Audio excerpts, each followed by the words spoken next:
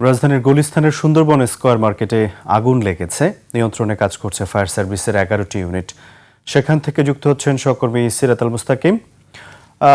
সিরাত, নিশ্চয় শুনতে পাচ্ছেন আমাকে? সিরাত, আগুনের সূত্রপাত সম্পর্কে কিছু জানতে পেরেছেন কিনা এবং এই মুহূর্তে সেখানকার সার্বিক পরিস্থিতি কেমন দেখছেন জানাবেন আমাদের। রাজুর, আমি এই মুহূর্তে সুন্দরবন স্কয়ার মার্কেটের সামনে অবস্থান করছি। আগুনের সূত্রপাত সম্পর্কে আসলে এখন পর্যন্ত কোনো সুনির্দিষ্ট তথ্য আমরা পাইনি। ফায়ার সার্ভিসের কাছ থেকেও কিন্তু এখনো পর্যন্ত নিয়ন্ত্রণে, অর্থাৎ আগুনটির সূত্রপাত হয় সকাল 10টায়, আমরা যতটুকু শুনেছি। এবং ফায়ার সার্ভিস পাশেই থাকার কারণে তারা কিন্তু খুব দ্রুততার সাথে এখানে আসে। 10টা 3-এ তারা এখানে এসে পৌঁছায় এবং ফায়ার সার্ভিসের মোট 9টি ইউনিট কিন্তু এই আগুন নিয়ন্ত্রণে কাজ করেছে।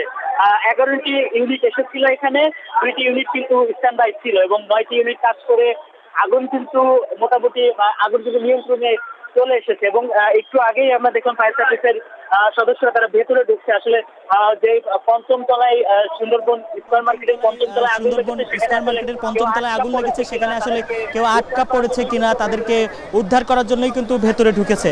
রাজুর, একটি জিনিস আমি জানিয়ে রাখতে চাই, সেটি হচ্ছে সুন্দরবন স্কয়ার মার্কেট। এটি কিন্তু এই মার্কেটে বেশিরভাগ যে দোকানগুলো আছে সেগুলো কিন্তু বৈদ্যুতিক যেসব জিনিসপাতি আমাদের প্রয়োজন হয় তার থেকে শুরু করে বিভিন্ন জিনিস, সেগুলোর কিন্তু গোডাউন ছিল এইখানে। এবং সেই গোডাউন থাকার কারণেই কিন্তু আগুন দ্রুত ছড়িয়ে পড়েছে।